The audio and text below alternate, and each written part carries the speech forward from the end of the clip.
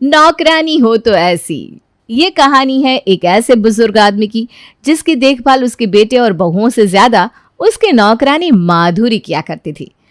क्योंकि वो बुजुर्ग आदमी बेडरिडन था, इसलिए उसकी सेवा ज्यादा करनी पड़ती थी। और ये भी एक और कारण था कि दोनों बहुएं उससे ज्यादातर दूर ही रहा करती थी। ऊपर से इस बुजुर्ग आदमी की बहुओं ने उन्हें एक छोटे से कमरे में शिफ्ट कर दिया था। तो एक दिन, बहू। हाँ ससुर जी, ये लीजिए आपका पसंदीदा कॉर्न सूप। आपको बहुत पसंद है ना? हाँ बेटा। आपको तो ऐसा लगता है कि मुझे आपकी पसंद का बिल्कुल भी ख्याल नहीं है, लेकिन आप नहीं जानते मुझे आपकी छोटी छोटी पसंद का कितना ख्याल रहता है। अरे मुझे पता है बहू, तुम ऐसा मत सोचो। अच्छा पिताजी, मैं सूप यहीं पर रख देती हूँ, आपको माधुरी सूप पिला देगी। मैं आपको सूप पिला देती ससुर जी, लेकिन क्या करूँ, मुझे भी बाजार जाना है। कोई बात नहीं, जाओ बहू। ये कहकर रानी वहां से चली जाती है। किशन को थोड़ा बुरा लगता है क्योंकि उसकी बहू अक्सर ही ऐसा किया करती थी। वो जो कुछ भी किशन के लिए लाती थी वो उसे कभी नहीं खिलाती थी। वो तो उल्टा माधुरी के ऊपर ही निर्भर रहती थी। खैर, किशन को कॉर्न सूप देते हुए किशन की छोटी बहू पुष्पा देख लेती है और बहुत नाराज होती है। क्या बात है, आजकल जिठानी जी ससुर जी की बड़ी सेवा कर रही है। ज़रूर दाल में कुछ काला है, अभी पता करती हूँ आखिर बात क्या है। पुष्पा किचन में जाती है। किचन को देखकर तो नहीं लग रहा कि जेठानी जी ने यहाँ पर कुछ पकाया है। ज़रूर कुछ खिचड़ी पक रही है। तभी पुष्पा की नज़र किचन में रखे डस्टबिन पर जाती है। अरे डब्बा, ऐसा लग रहा है कि कुछ बाहर से मंगाया है। मुझे तो इस लोमड़ी पर पहले से ही शक था। पुष्पा उस डब्बे को उठा लेती है। उठाकर चेक करती है तो उसे पता चलता है कि उस डिब्बे में बाहर से कॉर्न सूप मंगाया गया था। तभी मैं सोचूं ये लोमड़ी भला ससुर जी के लिए सूप बनाएगी। बड़ी चालाकी दिखा रही है ना। मुझे भी पता है आखिर ये चालाकी दिखा क्यों रही है। वो लोमड़ी चाहती है कि ससुर जी के जाने के बाद हमसे ज़्यादा प्रॉपर्टी उसके नाम हो, लेकिन मैं इससे कम नहीं हूँ। इसके इन बुरे इरादों पर अब भी पानी फेर दूंगी। हाँ, तभी वहाँ पर माधुरी आती है। अरे सुन, मुझे तुझसे एक बात पूछनी थी। हाँ मालकिन, बोलिए। ये बता, मेरी जेठानी ससुर जी के लिए बाहर से सूप मंगाती है, ये बात तुझे पता थी ना? अरे वो क्या कर रही है, साफ साफ बोल। हाँ। अच्छा, तू तो उससे मिली हुई है, क्या बात है? वो तुझे पैसे देती है क्या जो तू उसकी तरफ हो गई है? नहीं दीदी, ज़बान मत लड़ा। और सुन, मैं भी ससुर जी के लिए बाहर से खरीद कर कुछ लेकर आऊंगी तो मुंह नहीं खोलेगी, तू समझी? देखिए दीदी, मैं रानी दीदी की तरफ नहीं हूँ। उन्होंने मुझे ये सब बताने के लिए मना किया था। उन्होंने मुझसे कहा कि अगर मैंने किसी को कुछ भी बताया तो वो मुझे काम से निकाल देगी। मुझे काम की इतनी चिंता नहीं है दीदी, इसलिए क्योंकि आपको तो पता ही है मेरा बाबूजी से बहुत लगाव हो गया है। हम उन्हें इस हालत में छोड़कर नहीं जा सकते ना। और दीदी प्लीज़ आप भी ना बाबूजी को बाहर का मत खिलाइए, नहीं तो बीमार पड़ जाएंगे। अरे कुछ नहीं होगा उन्हें, और तुझसे ज़्यादा मैं उन्हें जानती हूँ, समझी? अब ज़्यादा बातें मत बना, जा जाकर काम कर। फिर क्या, पुष्पा भी अपनी जेठानी से कंपटीशन करने लगती है और वो भी बाहर से मंगा कर अपने ससुर जी को खिलाने लगती है। वहीं इन दोनों के ऐसा करने के कारण एक दिन किशन की तबीयत बेहद खराब हो जाती है। अब नौकरानी माधुरी को किशन की डबल सेवा करनी पड़ती है। बाबूजी, मुझसे आपकी ऐसी हालत नहीं देखी जा रही, मुझे आपको सच्चाई बतानी ही पड़ेगी। और माधुरी किशन को सारी बात बता देती है उसी शाम। अच्छा भैया, वो रोटी पास करना तो। हाँ ये ले। खाइए ना विनय जी ये। हाँ खा तो रहा हूँ, आराम आराम से खाऊंगा ना। ठीक है। खाना ठीक बना है ना? हाँ अच्छा बना है। नौकरानी माधुरी इन सभी को खाना खाते हुए देख रही थी। ये लोग कैसे हैं, कभी अपने पिताजी के साथ बैठकर खाना भी नहीं खाते। अरे वो पिताजी को खाना दे दिया क्या तुमने? अरे अभी थोड़ी देर पहले तो उन्होंने कुछ खाया था, अभी दे दूंगी ना, आप फिक्र मत करो, पहले आप खा लो। दरअसल ये लोग अक्सर ही ऐसा किया करते थे। पहले खुद खाना खाते थे, फिर अपने ससुर जी को पूछा करते थे। लेकिन माधुरी काफ़ी समझदार थी, वो पहले ही किशन को खाना खिला दिया करती थी। थोड़ी देर बाद रानी ससुर जी को खाना देने के लिए किचन में जाती है। अरे दीदी, मैंने बाबूजी को खाना दे दिया है, अब जाइए सो जाइए। ओह अच्छा, चलो अच्छा किया तुमने, गुड नाइट। तो माधुरी उनके सहारे काम कर दिया करती थी, इसलिए दोनों बहुएं अपनी सारी जिम्मेदारियां भूल चुकी थी। खैर अगले दिन जब दोनों बहुएं इस बार किशन के लिए रोटी और सब्जी लाती हैं। बेटा मुझे पता है कि ये बाहर का खाना है, मुझे माफ़ करना, मैं नहीं खा सकता। तुम्हें पता है ना, डॉक्टर ने कहा था मेरा बीपी बहुत बढ़ गया है। लेकिन ऐसा कैसे संभव है? माधुरी तो मुझे बहुत सादा खाना देती है। किशन खाना खाने से मना कर देता है और इस बात से दोनों बहुरानी चिढ़ जाती हैं। तो ठीक है ना, आप माधुरी के हाथ का बना हुआ खाना ही खाइए, हम तो जहर खिला रहे हैं ना आपको। अरे रहने दीजिए। बहू, मैंने ऐसा कब कहा? अरे आपका क्या मतलब है वो हम समझ गए हैं ससुर जी। आपको तो हमसे ज्यादा माधुरी अच्छी लगती है, बस वही तो आपकी सेवा करती है और हम सब तो ऐसे ही हाथ पर हाथ धर कर बैठे रहते हैं। चलिए जेठानी जी, यहाँ पर तो हमारी कोई इज्जत ही नहीं है। अरे बहू, ऐसा मत कहो। हाँ दीदी, बाबूजी को ऐसा मत कहिए, वैसे ही वो बहुत बीमार है। अरे तू चुप कर, 2 कौड़ी की नौकरानी हमें सिखाएगी। हाँ, जरा ससुर जी की सेवा क्या कर लेती है, खुद को महान समझने लगी है। दोनों बहुएं मुंह बनाकर वहां से चली जाती हैं। दोनों बहुएं एक तो अपने ससुर का ध्यान नहीं रखती थी, ऊपर से हर वक्त कुछ न कुछ उल्टा सीधा उन्हें बोल दिया करती। अब हम जो खाना इन्हें देते थे ना, वो भी नहीं देंगे। हाँ, अरे इनके लिए तो वही पुरानी बासी ब्रेड और बासी रोटी ही सही थी। मैं भी ना बेवजह बस इनकी सेवा करने की सोचने लगी थी। वो क्यों? अब अरे कुछ नहीं, छोड़ो ना। चलो वो चाउमीन और चिली पनीर खाते हैं। ठीक है। तो ये देवरानी जिठानी कभी कभी मिल जाया करती थी तो कभी कभी झगड़ा किया करती थी, लेकिन दोनों ही अपनी ससुर की सेवा करने से कोसों दूर रहती थी। खैर, दूसरी ओर किशन बहुत रोता है, उसकी आंखों से आंसू रुकते ही नहीं। ये सब देखकर माधुरी को बहुत बुरा लगता है और वो भी किशन को देखकर रोने लगती है। बाबूजी आप फिक्र मत करिए, देखना भैया दीदी सब ठीक हो जाएंगे। बेटा, यही सोचते सोचते मेरी इतनी उम्र निकल गई, पर अभी तक ऐसा कुछ नहीं हुआ। लगता है मेरी किस्मत में बहू और बेटों का सुख ही नहीं लिखा। नहीं बाबूजी, ऐसा मत कहिए, आपकी किस्मत बहुत अच्छी है। आपकी पत्नी कितनी अच्छी थी, वो आपकी कितनी सेवा करती थी ना, और भगवान ने हमको भेजा है ना आपके पास आपकी सेवा करने के लिए।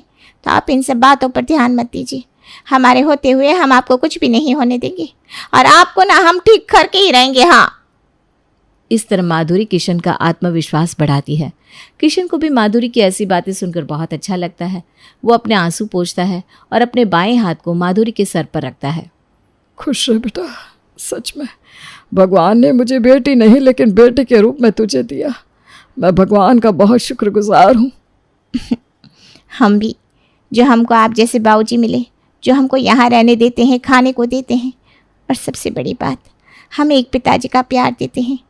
हमें तो हमारे असली पिताजी ने छोड़ दिया था, जो अपने होकर भी अपने ना हो सके। कितनी समझदार हो गई है तू बेटा। दरअसल बात ये थी कि माधुरी की माँ किशन के घर में काम किया करती थी, लेकिन जब माधुरी सिर्फ 15 साल की थी तभी उसकी माँ इस दुनिया को छोड़कर चली गई और तभी से किशन ने उसकी जिम्मेदारी अपने हाथ में ले ली थी। वहीं माधुरी के पिता तो उसकी माँ को बहुत पहले ही छोड़कर चले गए थे। किशन माधुरी को पढ़ाना लिखाना तो चाहता था, लेकिन उसके बेटे और बहू इस बात के खिलाफ थे। अच्छा बाबूजी, हम आपको बाथरूम तक ले चलते हैं। तो ये दिन ऐसे ही बीत जाता है। माधुरी किशन की इसी तरह सेवा करती रहती है। वहीं दोनों देवरानी जेठानी का व्यवहार अपने ससुर के प्रति और भी बुरा होता जाता है। तभी एक दिन, बेटा माधुरी, चिंटू कहाँ है? पहले तो चिंटू कभी कभी मेरे पास भी आ जाया करता था, लेकिन अब तो वो भी नहीं आता। बंटी तो 15 साल का हो गया है, बड़ा हो गया है, इसलिए अपने में ही खोया रहता है। लेकिन चिंटू को क्या हो गया? रुकिए मालिक, मैं अभी चिंटू बाबा को बुला कर लाती हूँ। माधुरी चिंटू को बुला कर लाती है। लीजिए बाबूजी, आ गए चिंटू बाबा। दादाजी। चिंटू बेटा, क्या बात है, आजकल मेरे पास भी नहीं आते तुम? वो दादाजी, मम्मी ने मना किया है, बोल रही थी कि मैं आपके पास ना आऊँ वरना मैं भी बीमार पड़ जाऊंगा, तो मुझे डर लगता है इसलिए मैं नहीं आता। क्या? चिंटू की ये बातें सुनकर किशन की आंखों में आंसू आ जाते हैं। नहीं बेटा, ऐसा नहीं बोलते, ऐसा कुछ भी नहीं होता। तुम्हारी मम्मी ने जो भी तुमसे कहा वो सब गलत है। अच्छा? हाँ, और नहीं तो क्या। दादाजी के पास बैठने से तो हमें अच्छा महसूस होता है और हमें अच्छी अच्छी बातें सीखने को मिलती है बेटा। अच्छा, तो मैं आपसे दादाजी के पास बैठूंगा। तभी वहां पर बंटी आ जाता है। ओए चिंटू, यहाँ पर क्या कर रहा है? जल्दी अपने कमरे में चल, मम्मी आने वाली है तेरी। अगर तुझे यहाँ पर देख लेगी ना तो बहुत डांटेगी और मुझे अलग से डांटेगी। क्यों? अरे वो चाची ने मुझे चिंटू को देखने के लिए कहा था बस। अरे तुझे सुनाई नहीं देता क्या? चलना जल्दी। हाँ भैया। चिंटू छोटा था, बच्चा था, इसलिए वो कर भी क्या सकता था। वो चुपचाप बंटी के साथ चला जाता है। देखा माधुरी बेटा, क्या अपने ऐसे होते हैं? क्या अपने अपनों का दिल दुखाते हैं? मेरे बच्चे ऐसा क्यों करते हैं? रोइए मत बाबूजी, ईश्वर ने चाहा तो सब ठीक हो जाएगा। किशन इस बात से बहुत परेशान हो जाता है। उसे रात भर नींद नहीं आती क्योंकि उसे यकीन नहीं हो रहा था कि उसके बेटे और बहू इतना नीचे गिर सकते हैं। खैर, ऐसे ही दुख के दिन बीतते रहते हैं और तभी एक दिन अचानक से माधुरी की तबीयत बहुत बिगड़ जाती है। दीदी, मेरी तबीयत बहुत ख़राब है, मैं बिल्कुल भी काम करने की हालत में नहीं हूँ। हाँ हाँ ठीक है। तो घर की इकलौती नौकरानी माधुरी की तबीयत खराब हो जाने के कारण माधुरी काम नहीं कर पाती और 1-2 दिन पुष्पा और रानी को घर का काम करना पड़ता है। अरे जेठानी जी, मैं किचन का काम तो कर दूंगी, लेकिन ससुर जी का काम आप ही करिए। अरे उनका कमरा इतना छोटा, मुझे तो घुटन होती है वहाँ। अरे अरे, ऐसे थोड़ी ना चलेगा। थोड़ा काम मुझे और थोड़ा काम तुम्हें मिलकर ही करना होगा। अरे मैं ये थोड़ी ना कह रही हूँ कि आप सब करिएगा, मैं तो बस ये कह रही हूँ कि आप ससुर जी का काम देख लीजिएगा, क्योंकि मुझे उनके कमरे में नहीं जाना। अरे तो मुझे उनके कमरे में जाने का कौन सा शौक चढ़ रहा है? मैंने कह दिया तो कह दिया। इस तरह देवरानी जेठानी अपने ससुर के काम के लिए लड़ने लगती हैं। दोनों लड़ाई में इतनी मगन हो जाती है कि इस बात का ख्याल भी नहीं रखती कि उन दोनों की आवाज़ किशन के छोटे से कमरे तक पहुंच रही है। किशन उन दोनों के झगड़े की आवाज़ सुनता रहता है और बेहद दुखी होता है। जेठानी जी, हमको आपकी सारी चाल पता है। हमको पता है आप ससुर जी की सारी प्रॉपर्टी अपने नाम करना चाहती है ना, लेकिन हम ये सब नहीं होने देंगे। हाँ, हम भी शहर की लड़की हैं। अच्छा, तो तू मुझ पर निगरानी रखती है? हाँ, अब समझ में आया। और वैसे भी तू क्या सोचती है, उससे मुझे कोई फर्क नहीं पड़ता। तुझे जो सोचना है सोच। तभी वहां पर दोनों के पति आ जाते हैं। भाभी, आप बेवजह हमारी पत्नी को क्यों डांट रही हैं? अरे तुझे दिखाई नहीं दे रहा है क्या? तेरी बीवी कितना बोल रही है। उसे कुछ बोलने के बजाय उल्टा तू मेरी बीवी को बोल रहा है। तो सही तो कह रहे हैं मेरे पति। अरे चुप हो जा तू। और इस तरह चारों के बीच बहुत लड़ाई होती है। कुछ घंटे बाद दोनों देवरानी जेठानी अपना अलग अलग खाना मंगाती हैं और खाती हैं। इसके बाद, ससुर जी ये खाना अब तो आप थोड़ा बहुत अपने हाथों से खा सकते हैं ना, खा लीजिए। खाना देकर रानी वहां से चली जाती है।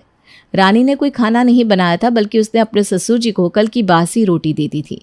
वो अक्सर ही ऐसा किया करती थी। 2 दिन बाद माधुरी की तबीयत थोड़ी ठीक हो जाती है।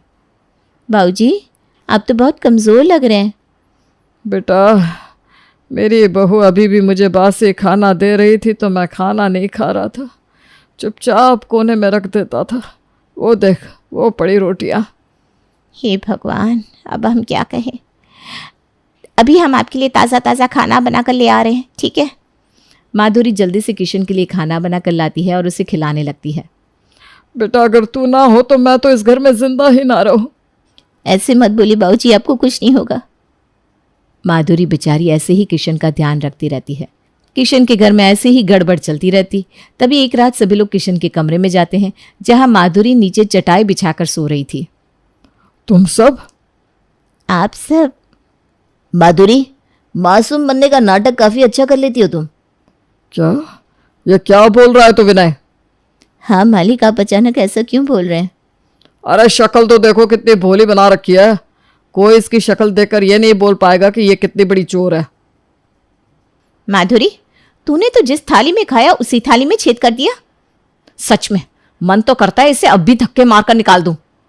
दीदी भैया, ये आप सब क्या बोल रहे हैं? आखिर मैंने ऐसा क्या कर दिया? अभी बताता हूं तूने क्या किया। कमल माधुरी का एक बैग लेकर आता है और उसे किशन के सामने खोलता है। ये सब क्या है? बाबूजी, ये मेरा बैग है, लेकिन इसमें जो सामान रखा है वो मेरा नहीं है। दरअसल माधुरी के बैग में ढेर सारे सोने और जेवरात रखे हुए थे।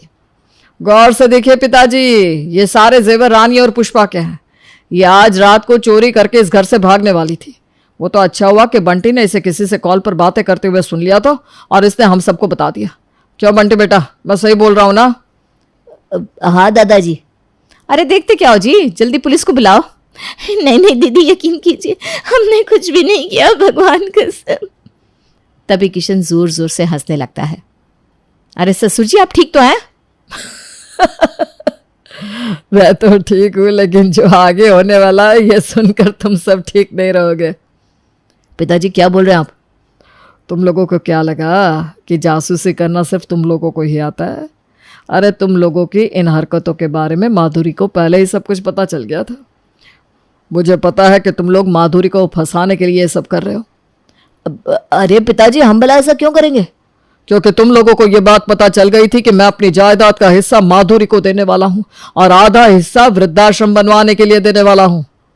ये सुनकर सभी लोग चौंक जाते हैं।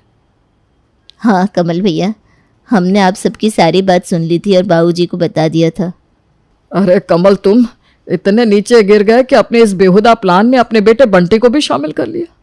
अरे तुम लोग ये बात कब समझोगे कि वो एक बच्चा है, उसे भी अपने जैसा बना दोगे क्या? मैंने तो तुम लोगों को झेल लिया, लेकिन शायद अगर बंटी बिगड़ गया तो तुम लोग उसे नहीं झेल पाओगे। जाओ, निकल जाओ अभी के अभी इस घर से। पापा ऐसा मत करिए। हाँ पापा। चारों किशन से माफी मांगने लगते हैं, लेकिन किशन उनकी एक नहीं सुनता।